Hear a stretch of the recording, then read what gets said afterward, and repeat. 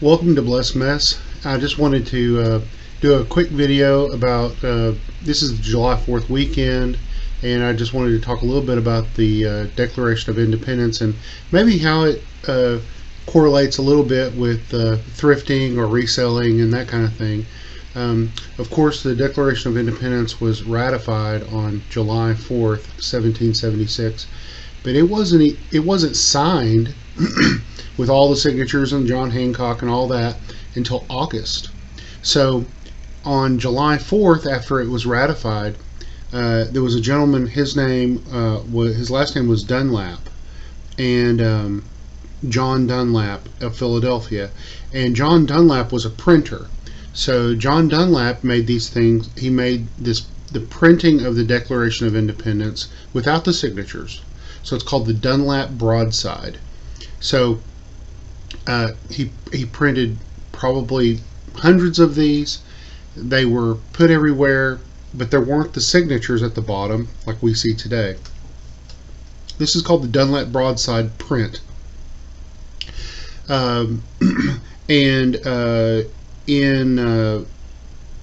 Today there's only 25 known copies of the Dunlap broadside print of the Declaration of Independence. There's only 25 of them, and that's what you see like whenever you see the clickbaity type stuff that says found the Declaration of Independence behind an old painting. Well, that's true.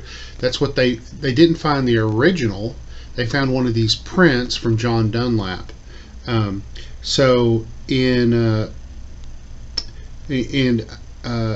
there's been 26. So on July 2nd 2009 there was a 26th copy that was discovered in the National Archives in Kew, England, and it's they don't know how it got there, but they believe that it was captured from an American coastal ship intercepted during the War of Independence. So all of these different Dunlap broadsides have it's been interesting. Once they started looking for them, they found more of them. So in 1949 there were only 14 copies of the Dunlap broadside, but now by 1975 there were 21, then there were 24 by 1989, and then by 2009 they found 2 more. So they've started finding more of these. So, you know, to go along with my eBay channel, I just thought it was kind of a cool thing to talk about the Dunlap broadside. And in these things where I look at a lot of art and I find things behind art, I found lots of prints that are behind prints, and actually the print behind it is more expensive than the one in front of it, but they've just, you know, continued to add prints behind whatever they liked or what was stylish at the time. And I think that that's probably what happens with these Dunlap broadsides. But you could find them in books, or you may be able to find one in a book. You know, these are $1 million document. They're really museum quality. But some of them are, some of these broadside, some of them are in the Library of Congress. Some of them are in state museums. They've all been kind of donated. Some have been sold on the open market. Some are signed by some of the by the people that signed the document in August. Some of them signed the broadside as a keepsake or whatever, you know, as an heirloom. So they've been found all over the country. It's not just in New England. They found them in Dallas, Texas, and in England, in a Scottish attic. So they found them all over the place. But the Dunlap broadside, it's kind of an interesting thing to think about, that we have some of these prints that were made by John Dunlap that from 1776, and they're still out there and readable, and that's something just to be on the look for whenever you're out doing your eBay search. I just wanted to say that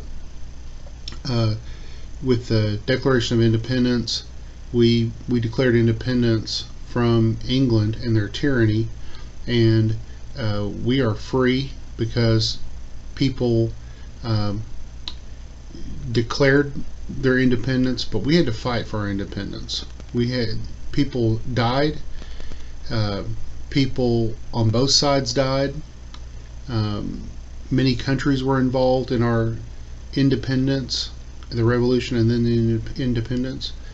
And people died for our freedoms, and our framers were forward thinking enough to think of our country as all men are created equal, all people are created equal in the eyes of God. And it was even at the time whenever this was written, the some of the people that signed the Declaration of Independence had slaves. Some did not, but they were forward thinking enough to know that that was not a sustainable future, and that all men are created equal. You know the thing. And but God bless you.